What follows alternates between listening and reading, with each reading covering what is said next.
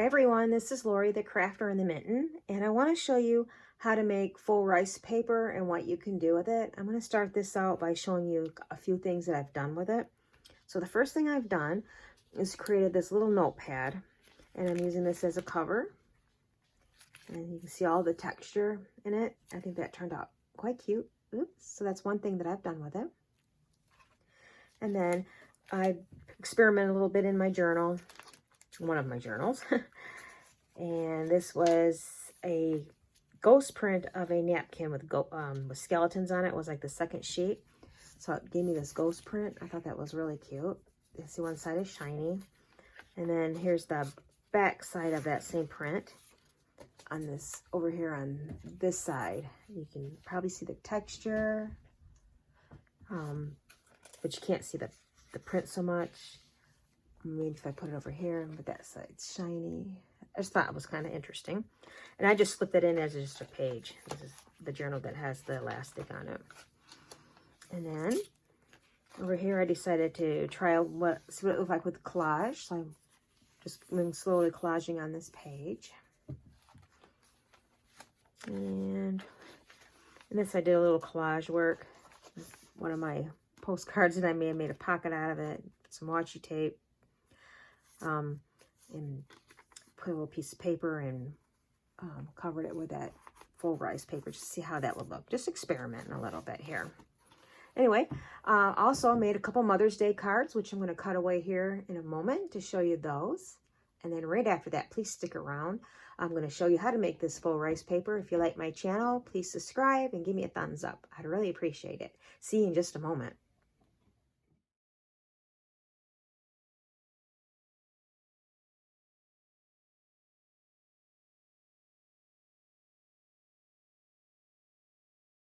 Let's make some full rice paper. Let's get to it.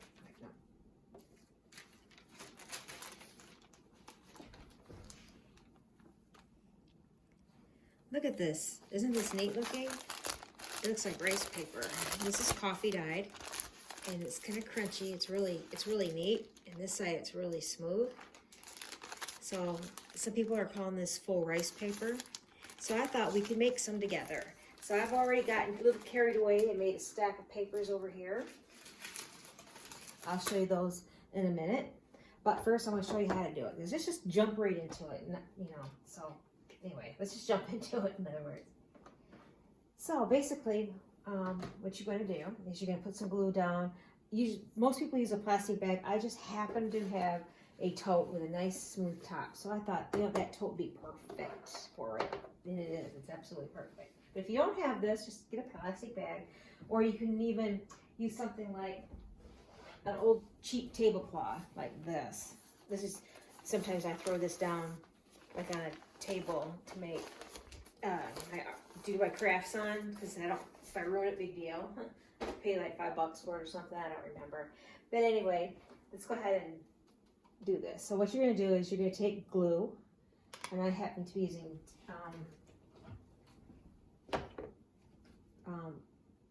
Eileen's original tacky glue, and I've literally had this for at least 10 years, and it's still really good. So I figured I would use it up. I've got a couple bottles, so I figured I would use it up. So I mixed it with water, and to get this coffee dyed look, you see here, I'm using Stains by Patty Pockets. It's like a coffee stain, and I believe there's coffee in it because you can faintly smell coffee. But anyway, it's nice stuff. I'll talk about that in a different video. But anyway, let's get to this. So we're going to lay some glue down, and you're going to want to put it down slightly bigger than whatever you're going to,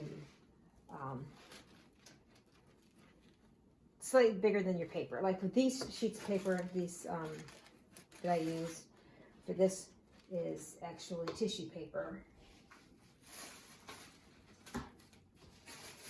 which is this size. And I got this tissue paper when I bought something in Frankenmuth. They wrapped the item up. And a whole bunch of tissue paper was a little fragile knick-knack. Anyway, so I'm using it.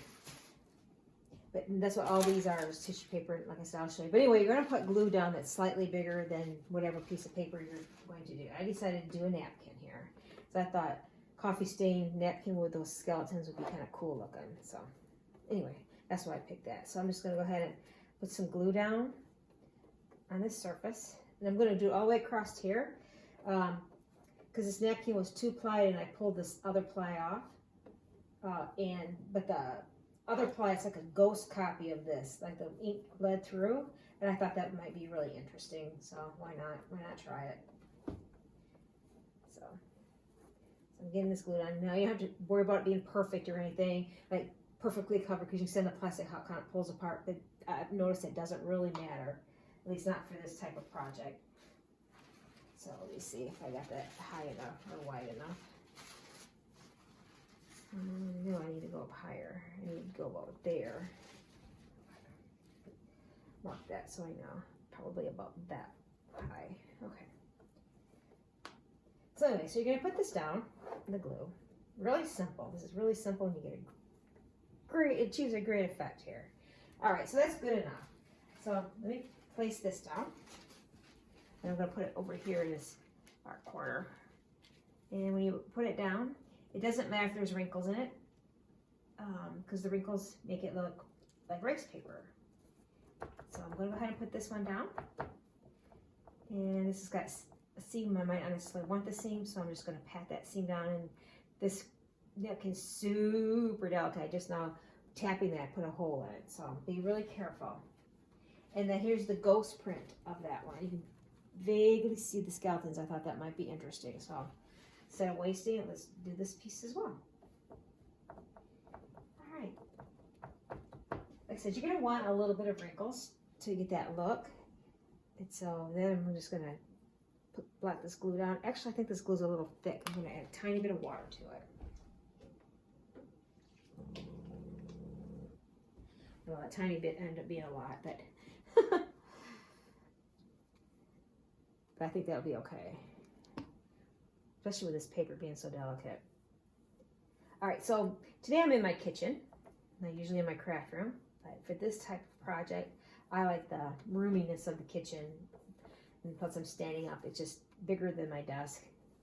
And overhead is one of those shop lights that you can get. That's an LED and it's super bright. So that's what I have in my ceiling fan here.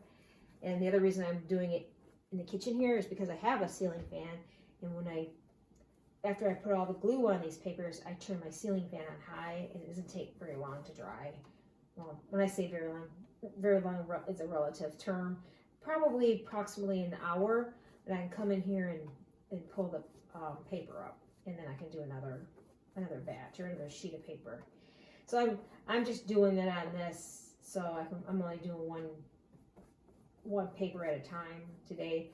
I wanted to try this napkin because I haven't done a napkin yet.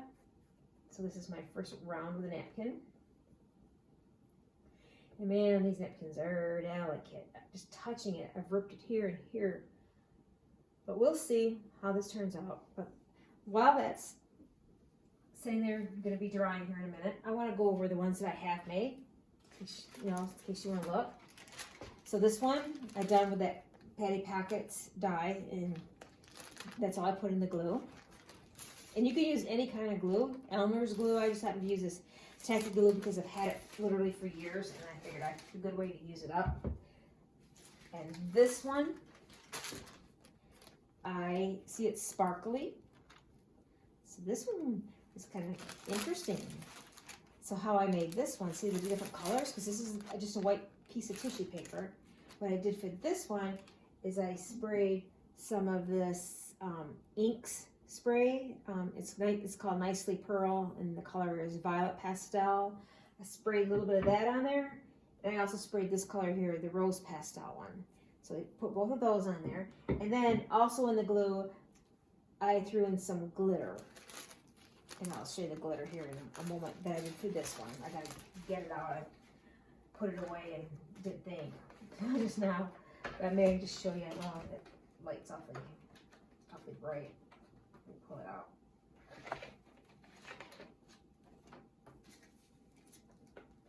So I use this darker one in there.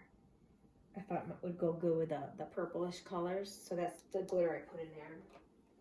And then this sheet here, I made the same way kind of. But this one doesn't have, well, there's a little bit of remnants of glitter from ones I've done before. But this one is all glitter.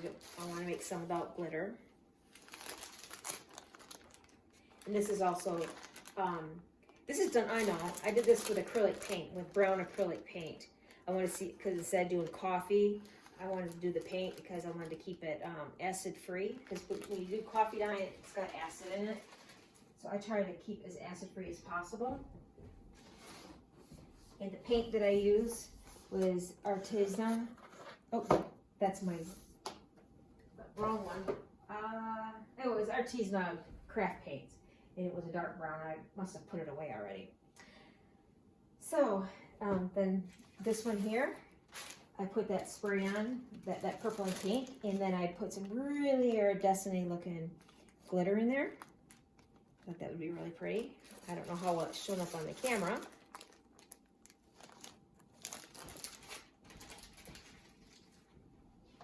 And then here's one without the spray. This I put pink glitter in there. I thought it'd be pretty, like in a journal with flowers and that. Maybe some old-fashioned tea roses, you know, the vintage tea rose print in front of it. We'll see what we're gonna do with this. It's going to be interesting. And this one, I put in just the iridescent looking glitters. Like this wasn't really with it. Well, yeah, I don't know if it was this one or not. And then put small chunk and big chunk. Here it is, the one that I did. Let me grab it, just in case you want to see.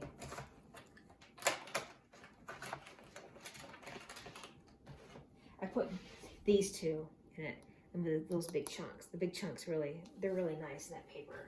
Like I said, I don't know if you can catch that in the video or not, but that's what I did. And then these, this one I did the same thing with the glitter. So I did two of them. Well, I did two of them because I made, the amount of glue I made was enough for two, so I didn't want to waste it, of course. And now we're getting into some more interesting ones. These ones I did first, and I wanted a blue. I thought we'd be cute with like a journal that maybe had some denim in it, or just blue flowers or whatever. I think that turned out really nice. See, one side's smooth because that's the side that was against the plastic, and this is the side that was face side up. But for these, I decided to mix some mica powder in the glue. And I have a whole bunch of mica powder here from Artisanal. This is really nice stuff. It goes a long, long way. I believe the color that I used was this one. This bright blue mica powder. Got several blue shades in there. And here's a blue one here. This was the first one that I did, and I didn't think it had enough blue in it, so I put a little bit more mica powder in that second one because I wanted to see how it would show up. And then this one here is also mica powder, but I put gold mica powder in it, and that turned out really nice. I don't know if you can see it in the video, but it's got some, you know, shiny gold in it. And right now, gold seems to be the trend. And I've been using it in my journals. I kind of like it, actually. So, anyway, so these are the ones that I've already made. Of course, these ones have to dry. So, I'm going to cut from here, and then I'll be back with these dried, see how they turned out, because they're so fragile. I'm curious. And then I'll show a couple things maybe that I've made with these papers. Anyway, it'll be back in for you because it's a couple seconds.